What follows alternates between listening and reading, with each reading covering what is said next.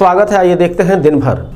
भारत सरकार द्वारा प्रस्तावित पीएम वानी योजना के अंतर्गत एम्स गोरखपुर और पीडीओएल ईटीपीएल के संयुक्त तत्वावधान में आधारित स्पीड इंटरनेट सेवा का उद्घाटन समारोह का आयोजन किया गया, जिसमें बतौर मुख्य अतिथि एम्स गोरखपुर की निदेशक प्रोफेसर सुरेखा किशोर मौजूद रहीं। पीएम वानी सुविधा से हाई स्पीड वाईफाई सेवा अब गोरखपुर के एम्स में मिलेगी। हमारे पीडीओए अनिल श्रीवास्तव। नमस्कार आप सभी को।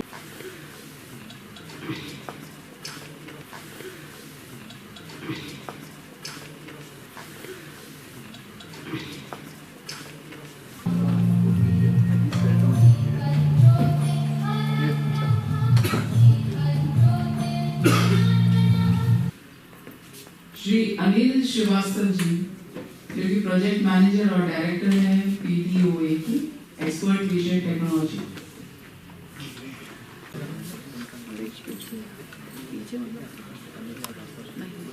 वानी के नाम से जानी जा रही है और पीएम वानी, जैसे कि आपको पहले भी सारे वक्ता बता चुके हैं उसके बारे में कि पीएम इज प्रधानमंत्री और वानी जो है वो है आपका वाईफाई एक्सेस नेटवर्क इंटरफेस। हम पहले इंटरफेस को एरिया सोच रहे थे आई से, तो हमने इनसे बात की तो उन्होंने इंटरफेस है आई का मतलब।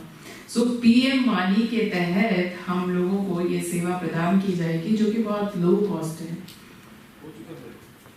इसका सबसे पहले आप सभी को सब लोग जानते हैं कि बहुत ही कम समय में हम सब लोगों से जुड़ सकते हैं।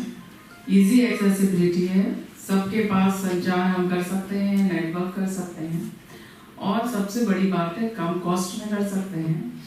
और ये हमारे एम्स के लिए सबसे ज्यादा महत्वपूर्ण इसलिए भी है क्योंकि आने वाले समय में हम सारी चीजें डिजिटलाइज कर देंगे। जैसे कि हम कैशलेस काउंटर्स शुरू करने की प्रोसेस में हैं, जिसमें मरीज को कहीं पैसे लेके घूमना नहीं है, उसको अपना कार्ड स्वाइप कराना है और वहीं से उसके सब चीजें, उसको इधर उधर भागना भी नहीं है। इस बारे में मीडिया कर्मियों को और अधिक जानकारी देते हुए एम्स गोरखपुर की निदेशक सुरेखा किशोर ने बताया। और हम चाहते हैं कि जैसे ऑनलाइन रजिस्ट्रेशन ऑलरेडी हमारी शुरू है और इसके साथ साथ कैशलेस काउंटर्स भी आने वाले समय में कर देंगे और उसके साथ साथ और भी सुविधाएं हम इसके साथ मुहैया करा सकते हैं।